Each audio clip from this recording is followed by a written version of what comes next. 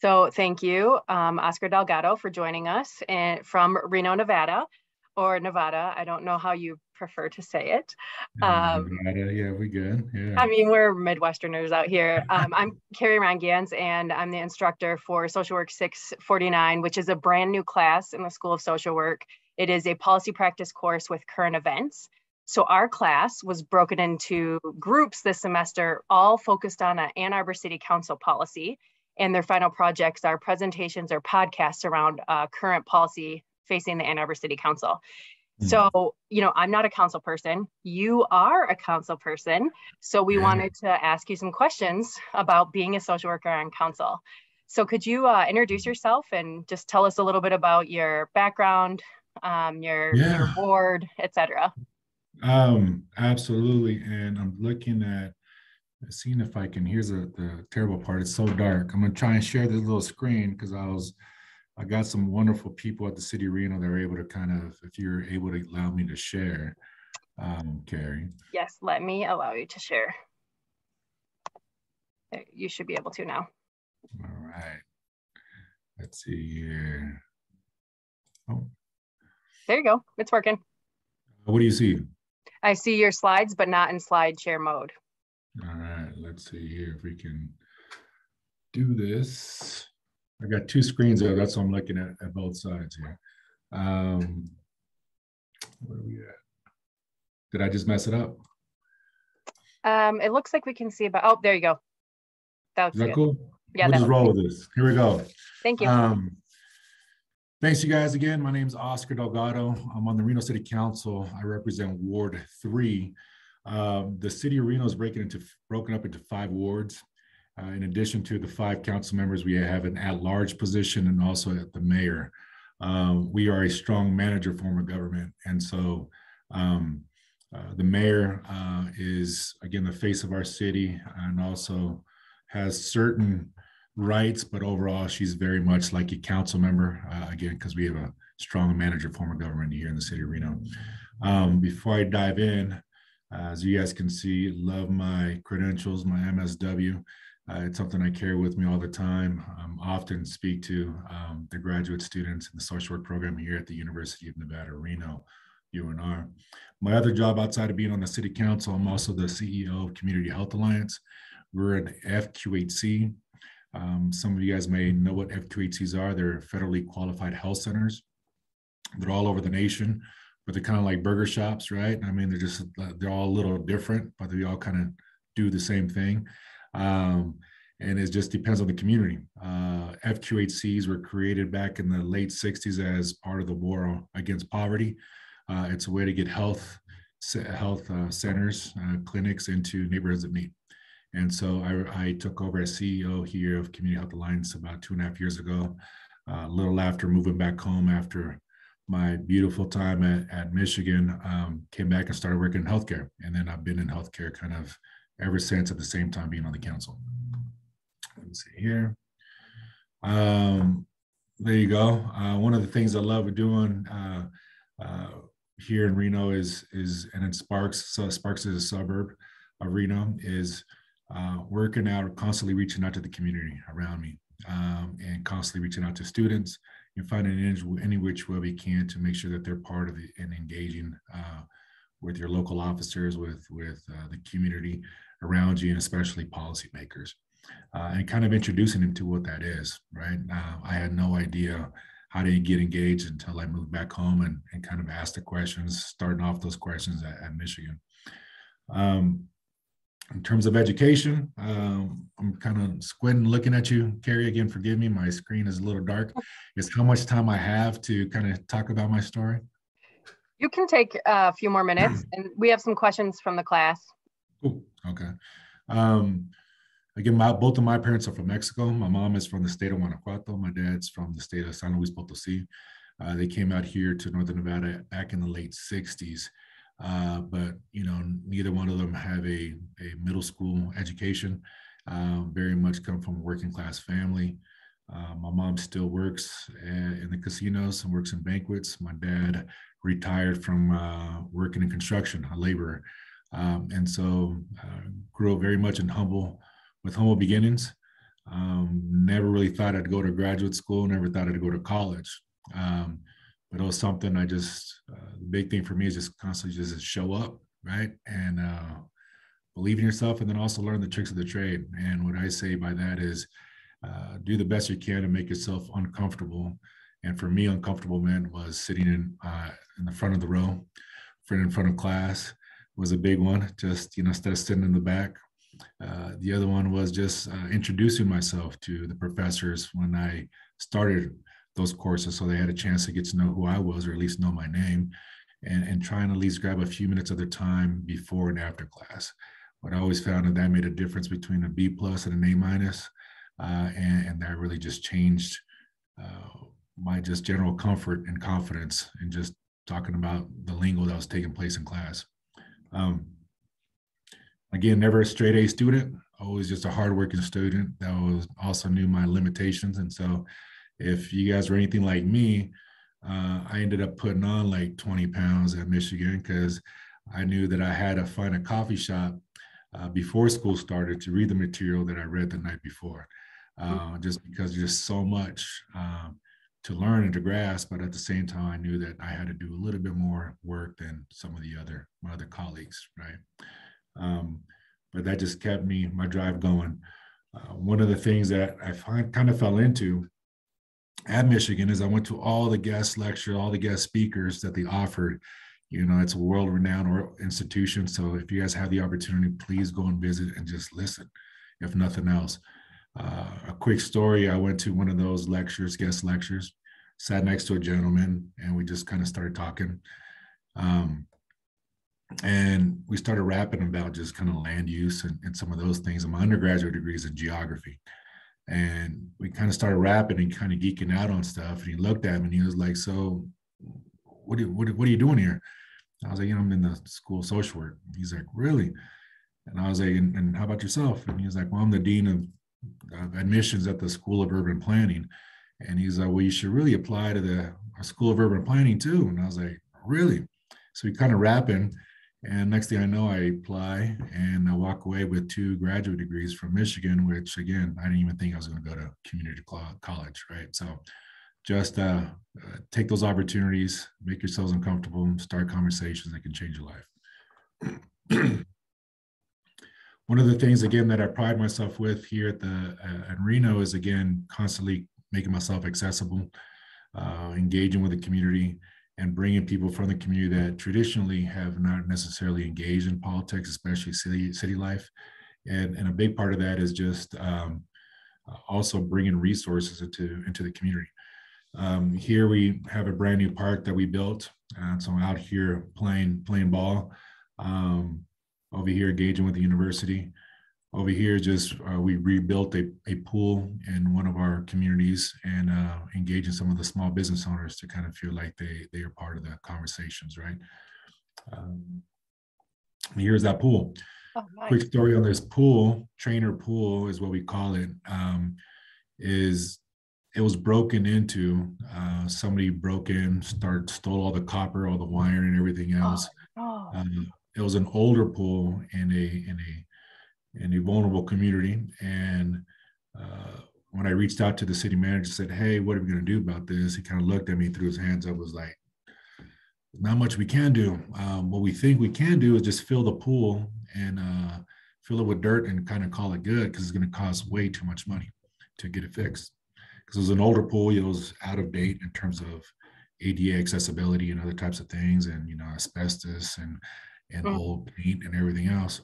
I was like, "Man, it breaks my heart." I said, "All right, well, let's get me on the news and let's talk, and let me allow for myself to talk to the community and let them know the bad news."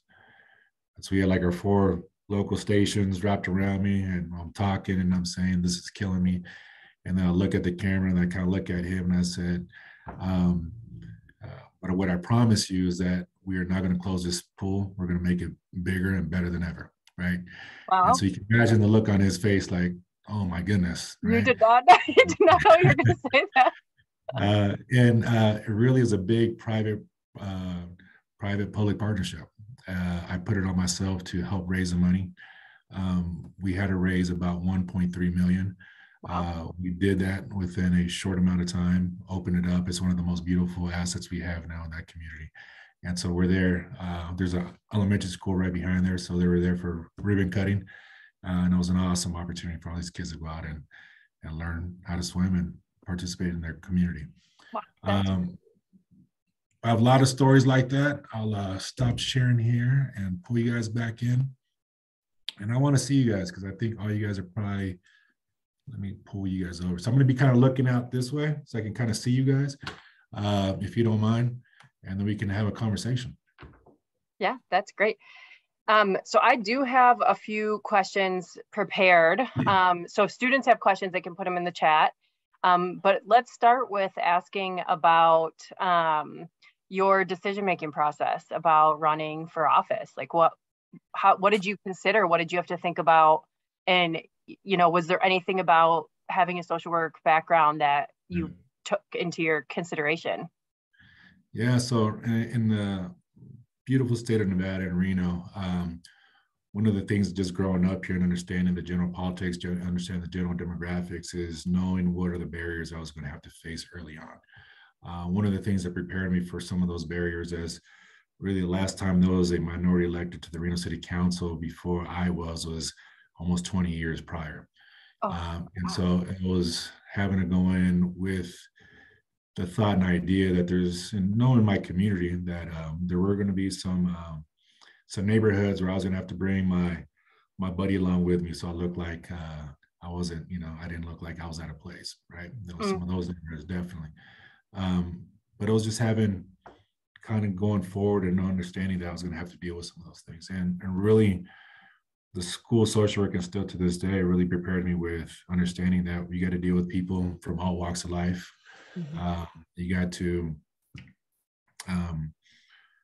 try and see and hear people from where they're coming from, still be thoughtful, still be respectful, but hopefully in understanding your tone of voice and understanding how you carry yourself, that those conversations could lead and change people's perceptions and ideas about who they're going to be working with.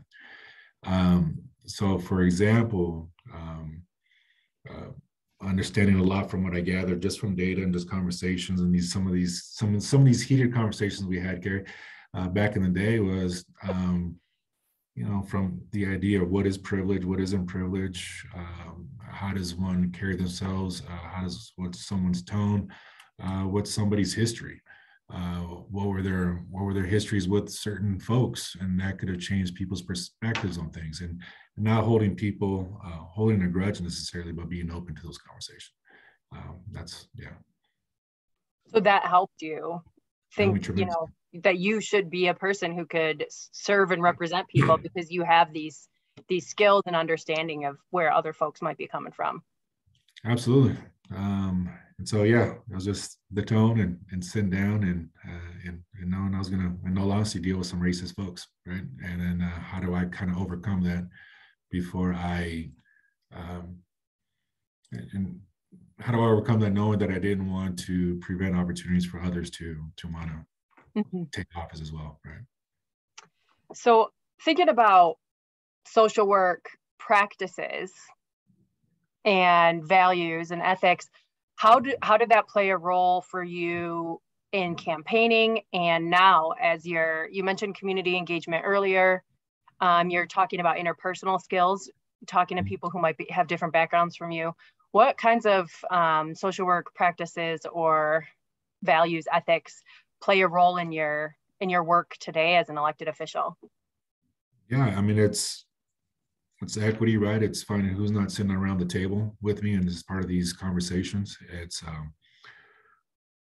community organizing. It's really trying to, again, not, how would I say this, not solely feeling as though I'm taking a position solely based on one piece of data or information or group. It's being open to the conversation, saying if it's not only a certain demographic that's not at the table, there are also maybe businesses, right? It's not always just taking a position that one may say is soft or underserved, but saying it's important to have everyone's perspective on this. And so it's a constant practice of saying, I also that I don't know everything, and I need to bring other disciplines into this conversation and other people's positions, because if you're not open to understanding that it's not only in terms of the diversity, the demographics you're dealing with, but it's also the economy around you that and positions that are also just as important. Yeah, that's a good consideration. I love what you said about looking around the table and seeing who's not there and figuring out how to still hear from them. That's something we've been talking about in this class this semester, and how to make sure that we are hearing from folks that maybe aren't already heard from. Are you the only social worker on council? I am. There's too few of us, man. There's too few of us. What is it like? Like, how does that play a role in how others see you and work with you, and how you work with others? It's, for example, it's determined in many different ways the different boards I sit on. On the city council, you just don't sit on one board. You sit on a variety of boards. So the other boards I sit on are like the RTC, the Regional Transportation Commission here. So kind of oversee and help lead and direct our public transportation system, right? It's been, for me, has been a vital part as part of my social work role. The other one is I sit on the Reno Housing Authority Board. So we're part of this conversation of saying, how do we find it, or how we making sure we're part of the conversations of building more workforce affordable housing, and how are we filling those, filling those voids. In addition to that, I'm also the chair of the Washoe County Health District. And so, especially right now, dealing with the pandemic, how am I bringing conversations about those that are most impacted right now in our community with COVID, right? And so a lot of those really I carry my social work hat in terms of saying which communities are not being heard, which ones, and again, more often than not, which ones need these services more than ever, and how are we, again, asserting ourselves to make sure we're making a difference, and then not just being pigeonholed or earmarked for things that have been in the past. That's great. What would you say is the most challenging part of being a council member? Politics, right? This day and age, it's a beautiful thing to see so much engagement. It's also it's really tough because things have gotten so. There's been such a divide in our country.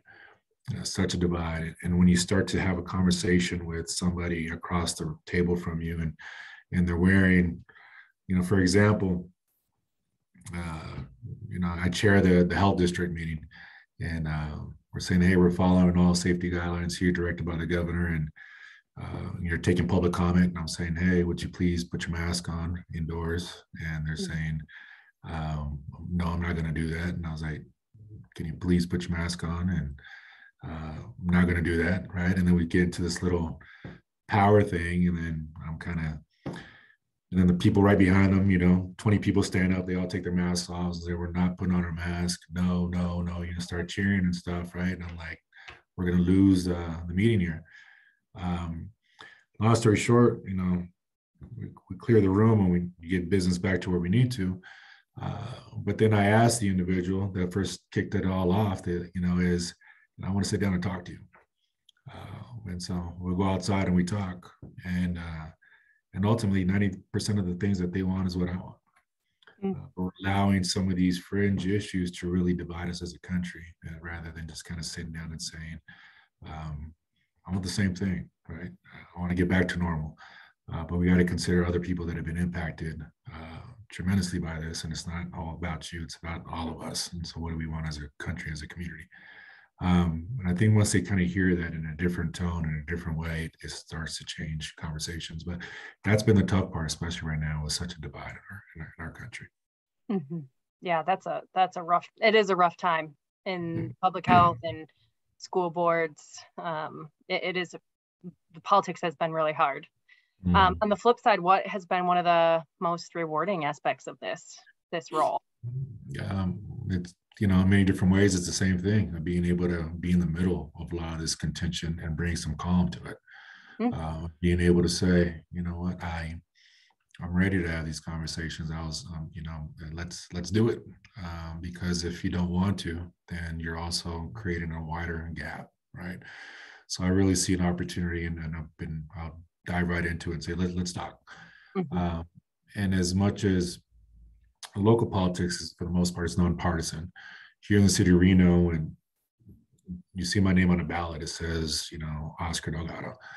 There's no D, there's no R next to my name. But I'm a registered Democrat. But one thing that I've done over the past is, I piss off both sides, right? Both sides are mad at me, but also have strong supporters from both sides. And I really think that's kind of it's something that you need to get comfortable with, of just saying, I can't fully just support your platform just for the sake of supporting your platform. We got to have dialogue. Reno is different than Ann Arbor. Ann Arbor is different than Detroit. Issues are different in terms of how we have conversations about them. But that's been a really cool part, just being able to sit back and say, hey, let's just take politics out. Let's talk about quality of life. What is it ultimately we're trying to get done? That kind of brings together both your backgrounds, right? Like with building bridges, is something that urban planners and social workers do, right? Yeah. Some more literally than figuratively. That's so fascinating that the most challenging thing is also the most rewarding thing. How's that strengths-based for social worker? Going back to thinking about who's involved and who's around the table, one of our students is asking, what are some of the actions that you found to be effective for getting marginal community voices at the table? It's dragging them to a meeting, for me, a lot of it is just, I saw one of my friends earlier today, and I haven't seen him in like 15 years or something, right? And I just happened to run into him, and his name is Ty Lee. And we just started rapping. I was leaving, and I was like, what are you up to now? And he's like, oh, I just opened up a barbershop. I was like, cool. And like, where'd you open it up? We were just chit-chatting and stuff. And so I was like, your business is in my ward. So I represent you on the council. So you have an inherent interest in what goes on in your neighborhood, right? Not only where you live, but where your business is. And we just started talking, and I was like, so I'm going to ask you for a favor, as old boys growing up. He's like, yeah. I was like, I need you to be on my neighborhood advisory board. He's kind of looked at me like, what does that mean? And he's like, where does it even start? And I was like, just give me one night a month. And it's going to be valuable for you, because I know you're going to end up talking to your buddies and your neighbors and everyone else, because it's important for you to go back and know and talk to them about what's going on in your neighborhood. And that's the first step, is looking at him and saying, I'm going to make you uncomfortable, because it's a good thing. And it's a good thing that you're uncomfortable. But I'll be right by your side to make sure that we answer questions and we kind of talk through it. And he really appreciated it, right? And he was there with his wife, and his wife looked at him, was kind of nudging him like, do it. And I was like, listen to your wife, right? But it's some of those things. It's even the Latino community, right? Is just going and just saying, hey, we start speaking Spanish, and just saying, hey, like, I got people there. One of the things I've done over the last 10 years at the city of Reno is really push for diversity, in the sense of making sure that the city reflects the community we represent. Here in the city of Reno, we've grown to about 27% Latino across the entire city. Yet, in terms of employment at the city of Reno, we have like 8% Latino, right? So we have some work to do, especially in certain departments. I'd like to see that even, grow tremendously, because that's again across the entire city, and other departments is a lot lower, and just kind of redefine who we are and what we do. Of course, one of those places is in public safety. Whether it's the fire department or the police department, and just in all departments, right? And even outside of that, love to see some opportunities to make sure that we hire more attorneys, more engineers, more of a streamlined approach with the local universities. So we need to set aside a budget so we pay these interns to come over and start finding ways to have jobs as soon as they get out, because and that's what we've implemented over the last several years that I've pushed on, and the mayor and my colleagues have been very supportive of it. That's great.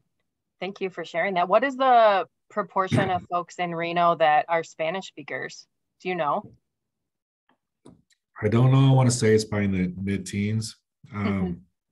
We have a very young immigrant community here in Reno. We're starting to see the first generation start to go to the university and graduate. And so I've been really pushing on that. My ward, Ward 3, back in 2010, the 2010 census was the first time that in City of Reno, there was a majority ward.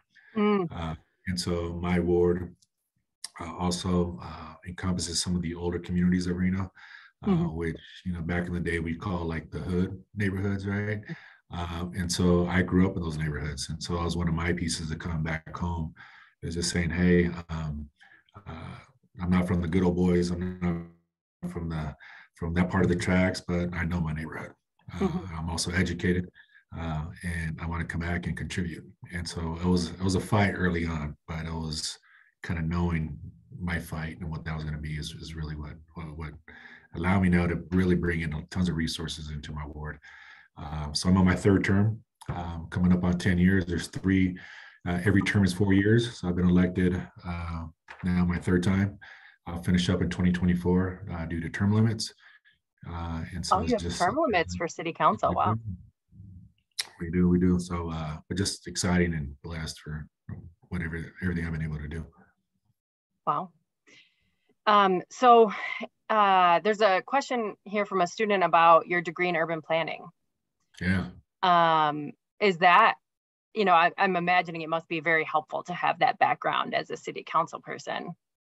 Yeah, it's been awesome. And if you guys have a chance, take an urban planning class, just understand the general jargon. If you're able to take a class where you're able to, with other disciplines, do that. One thing I've always told social workers, I tell them to this day, is in any discipline is make sure you learn from your other buddies that are taking other majors in your school.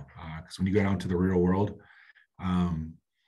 there's all types of jargon being thrown at you. It's like a foreign language, and you want to kind of be able to have a conversation with them. Urban planning has been tremendous because ultimately, at the end of the day, outside it's how our cities are built. That's how they were built. That's how they're being rebuilt. And so, if you have a general understanding, especially in local government, with what land use is, it changes everything. Part of my urban degree background in terms of urban planning and with social work, just recently I was able to pass an ordinance, a law here in Reno, where a big push for me is making sure that we're not putting and allowing for liquor stores and convenience stores to be put up on every corner in my ward, right? And then saying, because we know that what that does is allows also for, and it pushes, and Carrie, it's an issue with respect to public health. It's where you ultimately end up getting your food, right? It ultimately plays into diabetes and hypertension and all kinds of stuff and junk, right? It's what people see as their food source in these food deserts. And it's also plagues in many different ways. What I've seen in my community is easy access to alcohol and liquor and other things that sometimes impact the parks that are right adjacent to them. It takes away the quality of life from some of our neighborhood kids, right? And so I've had to really work hard to rebuild some of those. But what we've done here now is, if you want to do open up a convenience store here in the city of Reno, and you want to be able to sell liquor, then you've also got to contribute a portion of your overall square footage of your convenience store to fresh produce.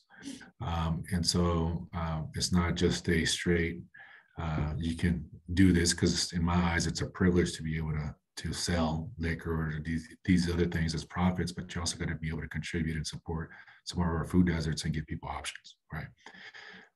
And so land use also allows you to start thinking about these things, urban planning, and saying, how do we break up or have these real discussions, right? Working with land developers and understanding, say, hey, how can we rebuild and redevelop some of our communities of need? How do we find these grants? What's the jargon again? It's been awesome.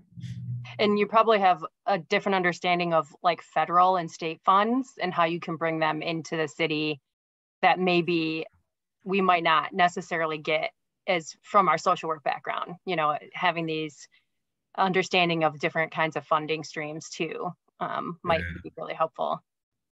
That was one of the reasons why my council and the mayor put me on the Reno Housing Authority Board, right? I was like, hey, you get housing, you get some of these complicated ways on how we can find a way to fund a $25 million project. You know, how do we go and fund or find a way to buy a motel and rehab it to make it sure that it's created for housing? How do we find different ways on how do we, you know, do scatter housing versus putting all of our affordable housing into one neighborhood and begin without knowing what the unintended consequences is. What people have done is you create segregation and concentration of poverty and other issues, right? And so a lot of that in terms of understanding urban planning and social work, simultaneously, you're kind of saying like, let's not do that. Let's figure out other ways. Thinking about land use, two of our projects in our class this semester, one focused on community land trusts, and the other focused on a new renters commission that was just started in the city of Ann Arbor. And the first commissioners were just approved by resolution recently. Are there discussions in Reno about either of those kinds of topics? A land trust, we just started with a local nonprofit called our Community Foundation, where we have folks that are helping contribute to or raise money to allow for the purchase of some of these properties, right? So we can hold for affordabilities or allow for the opportunities for people to purchase the home. You know, they could purchase the home and the foundation will keep the land. And then once they're able to, at some point, say we want to move on, they've saved the money, they can move out and take the equity that they pulled from that property, take it with them, and the house stays and somebody else can move in. There's been things get complicated, right? It's crazy, but they've shown to work. So yeah, we're starting that. The other ones that you talked about as a renters commission, we have the Reno Housing Authority Board, but in terms of citizens, participating, not as much. Usually we get that from our neighborhood advisory boards up to our planning commission boards, or other people that kind of share their inputs about what's going on in our community. And it's really on our council, the mayor, to kind of bring those questions up, or at least have the conversations. I will tell you right now, what we're dealing with, and no different than a lot of parts across the country, is we're having definitely a shortage of workforce affordable housing. We're seeing that gap grow tremendously out here, and it's super impactful, and it's impacting so many families. And so we're having those discussions. That's where the Reno Housing Authority is just kind of jumping in. Because here's one thing that I get frustrated with sometimes is we create conversation and we create advisory boards, and we do a lot of those things, and ultimately that's what they are advisory boards, without a lot of leverage or a lot of authority. Right. And so for me, what's important is making sure you sit down with those policymakers and those folks that can do it and say, here's what we need to do, and hopefully they'll be able to follow through with what's going on. Because I've seen it too much in my cities. You have advisory committees that they do a really good job getting together and talking, but it's really just a lot of talking, right? Oh, interesting. And so you got to be able to move past the talking point of saying, let's hold people accountable in terms of action steps and what we're seeing actually come out. Yeah, thank you. I think there's a lot of folks locally interested in starting a potential land trust here. There may be some properties within the city that could be put into a trust, but there's community conversations at a very early stage for that. And as far as the Renters Commission, there are a few across the country, but we're one of the first here in Ann Arbor, and it is comprised entirely of renters, which in Ann Arbor, you know, our city is only about 120, 130,000 people, but over 50% are renters. How does that compare in Reno? How big is Reno, and do you know the percent of renters by any chance? I'd like to gamble and say we're almost about the same for about 500,000 people, right? Oh, about half of the cities, I'd say I'd want to bank on. I'd have to go back and take a look at the ACS. And yeah, exactly.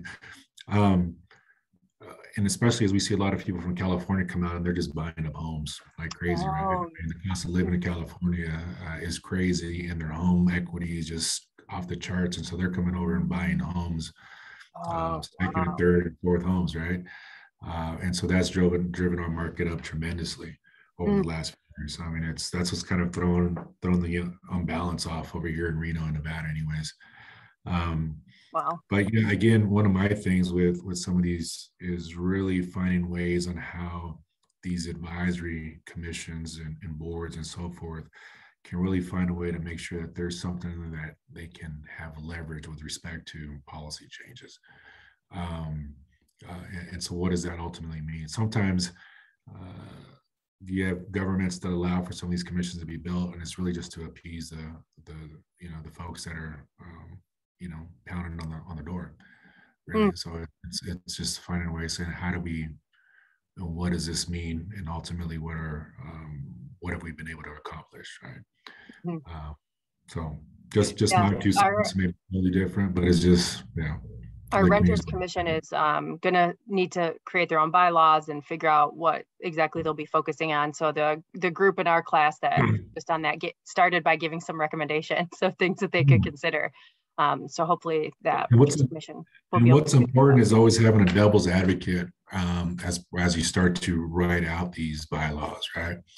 Is for seeing the conversations, these tough conversations about like, okay, this is what we're going to be met with. How do we write those in, or how do we get support for?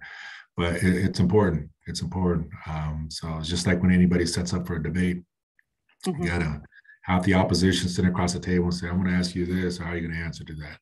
Or how are you going to be able to do this? Right? You want to set yourself up, and then early on get support from people. Great point. What would you say is the most important social work skill of your job as a council? Say that again, sorry. The most important social work skill that you use as a council member? And I think what I've learned is being able to facilitate hard, contentious conversations in a tone and manner that people will be able to bring calm and general understanding that even if we don't see eye to eye today, that we're at least able to work together and live together in the same place, right? And I think my social work skills have really allowed for some of that. Yeah, that's true. I think, in our school, sometimes we get into this like macro, micro world, and a lot of folks in like organizing or policy are like, no, I just want to learn the tactics. I don't need IP, interpersonal practice skills. And, yes, we do. We do need that. And just the same as people who are doing clinical work need policy skills, because don't you want to get paid more? We do need the skills on all sides there. Yeah, I mean, to your point, I jump with that every day. I mean, from advocating for my clinicians and understanding that, the work that they do, and hearing directly from them and the work or what's changed and so forth, to have to go and have conversations with the state and Medicaid and everything else for billing, right, is important, because if I don't hear from them, then we're not going to be able to change that. But the other part too, from the macro side, is, going, and when I was running for city council, is being able to rally folks, have a town hall conversation, or have a campaign meeting, get people excited, but able to kind of say, like, let's bring it down, let's have a conversation, right? And it's amazing that you can have a conversation with 5 people in a room. At the same time, you can grab a microphone and have a conversation with 100 people. Wow. Right? And being able to walk and have a conversation and find the tone that people are being able to gravitate to. That's great. Thank you. So we have a couple minutes left for the interview, and I want to ask you specifically for advice for students. Some of our students might one day want to run for office. Some definitely never want to run for office, but they do know that they have to be politically active because our code of ethics calls us to be politically active. So what kind of advice do you have for students who might want to run for office, or might just know that they have to be politically active in our career? I think there's a few different ways to look at it, right? I never thought that I'd ever run for office, ever.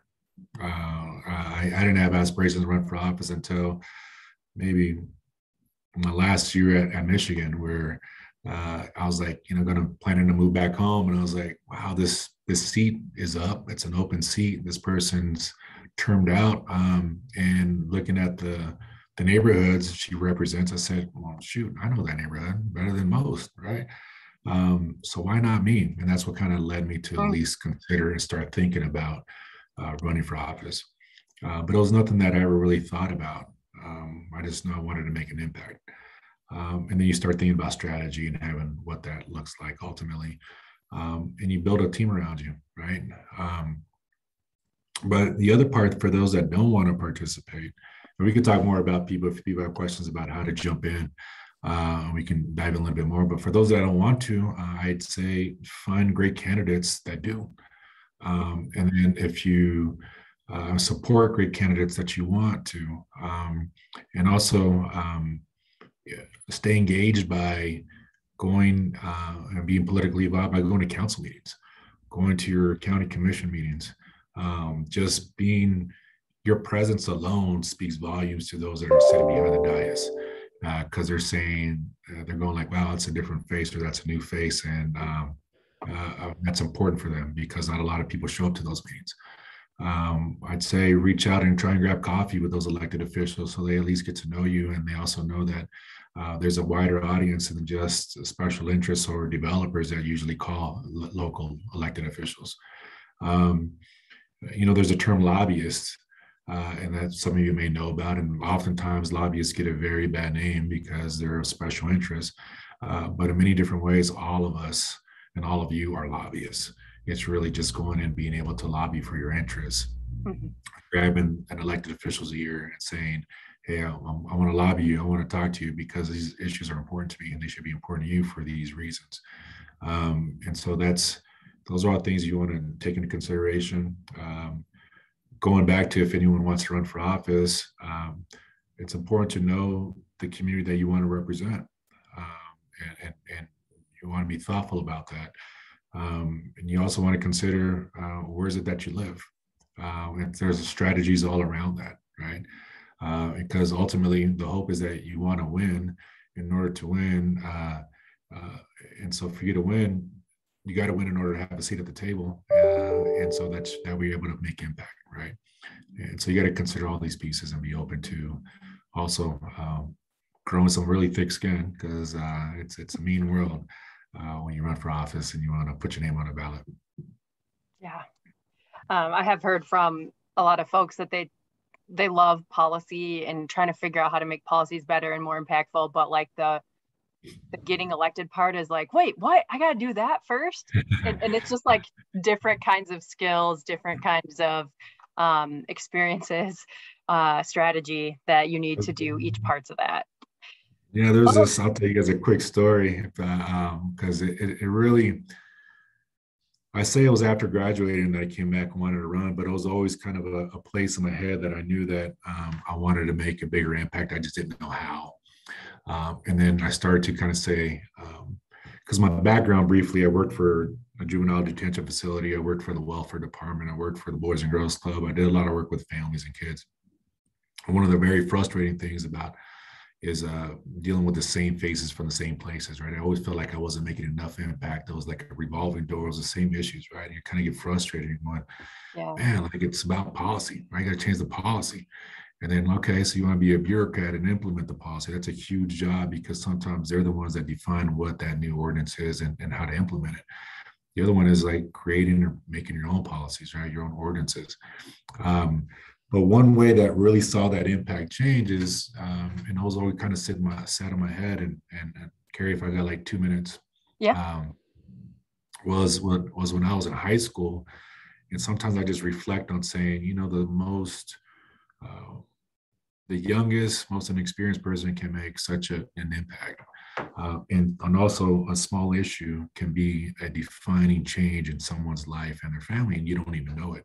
So what I mean by that is, when I was growing up here in Sparks, again, a suburb of Reno, I went to school and, parked in front of the house and came home. And then what I noticed was that there was a bus stop in front of my house when I got home. And I was like, this is weird. Like, this is crazy. And so I went inside and I saw my mom washing dishes. And I was like, hey, mommy, ¿por qué? ¿Qué es eso? And she was like, oh, mijo, you got them. They got here. They knocked on the door. And they said, hey, you can't park in front of the house anymore because if you do, you're going to get a ticket because you can't block the bus. And I was kind of like, that's kind of messed up. Like, did they tell you anything? They're like, no, we just can't. And so I got three brothers. We all got cars. We all got these beat up cars, right? And driving to school and stuff, and a small driveway. And my mom was, the queen. She was the boss of the house, and so she was like, "Hey, since you can't park in front of the house no more, your little brother parks in the driveway." I'm like, "Mommy, where are you gonna park?" And she was like, "I'll park on the street. I'll find a spot." And so it's like Tetris on the street, right? Because at the same time, you don't want to bother your neighbor because you're like, your neighbor looks at you like, "What the heck, man? Why are you taking my spot?" Exactly. So it becomes like this thing. But my mom, she worked banquets here in the casinos, and so her shifts change all the time. Right. So sometimes we just wait until she got home, and sometimes it'll be really late or early in the morning when it'll snow and she'd have to go out. And it was just kind of like, man. So that bugged for some time until my oldest brother said, "Hey," kind of got us together like a little football team. It was like, "Hey, man, I got an idea." I'm like, "What's up, man?" He goes, "Wait for mom and dad to go to sleep." I was like, "Cool." They go to sleep. We kind of get together. He's like, "Hey, Oscar, I need you and Eddie to go, and already been all day. I've been kind of kicking the sign, so it's kind of loose. So all I'm gonna do is pull up in the pickup. You and Eddie, you shake it, but you pull it out, and Jose, you're the lookout." Like, all right, we're all nervous, we're all scared. He pulls up, we're like shaking the sign. I'm scared. We pop it out, we toss it in the back of the truck, like, go, go, go, right? And then the four of us jump in this little pickup, and we're off and going. We're all scared because we know it's not the right thing to do, right? But we're kind of at the same time going like, we don't want to drive around town with a bus stop paint out the back of the truck, right? So as soon as we have a chance, we pull over, we grab it, we toss it into an open lot. Oh no! And we're scared, right? Because we're like, man, we did something wrong. At the same time, my brother does what we all hoped he would do, and we got home. He parked right in front of the house, right? So we're like there we go, right? We feel like we took back our home. And kind of walked kind of a little bigger, still kind of scared, right? It's like, who's watching us? And I go to the school the next day. I'm like, man, that's it. Don't mess with the Delgados, right? And so we feel cool. About a week passes, drive back home, and guess what? You guys know there's another bus stop. This time it's in concrete, right? And I was like, oh man, like they really got us, right? And I didn't even want to get close to the sign because I was like, man, they're watching us. But it was so frustrating. I just remember going back to school, just kind of venting to my English teacher. And she was like, Oscar, if you really want to do something, why don't you call your council person?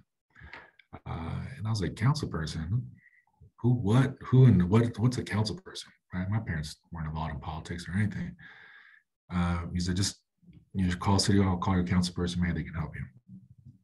Back in the days, right, I go home and I got a phone book. And so I open up my phone book, I'm like looking, and I find City Hall, and I call, and I leave a voicemail for the council member. And I didn't think he'd call me back. And at the same time, I was super nervous and super scared even leaving the message and even calling. But I feel like I did. I have nothing to lose, so why not? So I did. And then I just remember going back to school, my teacher's like, so what happened? And I was like, nothing. Just like what I thought, nothing, right? And she was like, okay. Another week goes by, I get home. Guess what? The bus stop's gone. Wow. Guess what? And guess what? The bus stop's now in front of my neighbor's house. Oh no. But did they have like Tetris cars? And so I'm like, oh man, I just passed the buck on to my neighbor. Like I felt bad, right? Like, dude. And so the council person calls me. He's like, hey, Oscar, I heard your message. I know the area. We moved the sign. And I was like, yeah, no, thank you so much. That's awesome. But you gave the problem to somebody else. And I didn't want that. I feel guilty. And he goes, actually, that person, it's not my direct neighbor. I was like 2 houses down. And I was like, he's like, actually, that person rides the bus every single day. And they actually wanted the bus stop there.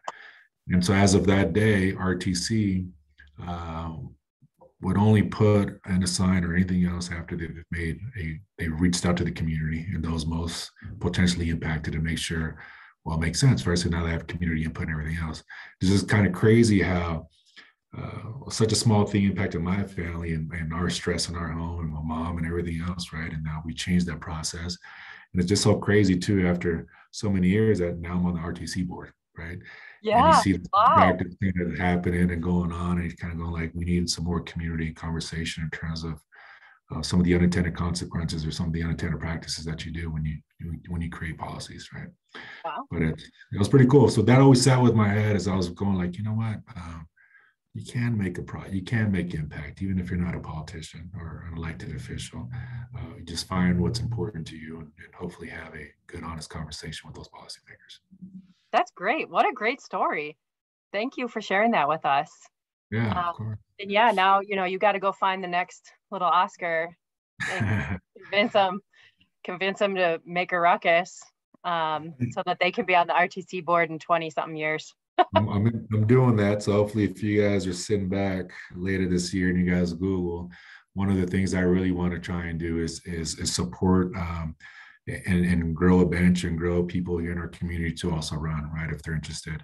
And one individual right now that I been working with, she works out of the university, and that I've been supportive of her, what she does at that there is now she's full on is she's going to run for Washoe County Commission. And Hey, so just great. talking to her saying you could do this. And so she'd be the first Latina ever elected to the Washoe County Commission. She'd be Dr. Maria Luz Garcia. And so I'm super excited. So hopefully, cross fingers, but it's getting her ready, right? It's kind of going, you need to ask for money, you got to do this, you got to do those things, and let's get you elected so you can do some really good work. Cool. Well, that's amazing. Thank you so much. And thank you for joining our class tonight and answering all of our questions and helping us learn, what impact we could make as social workers, elected or not. So thank you very much. We really, really appreciate it. I'm seeing questions roll in, you guys. Thank you. I don't know, Terry.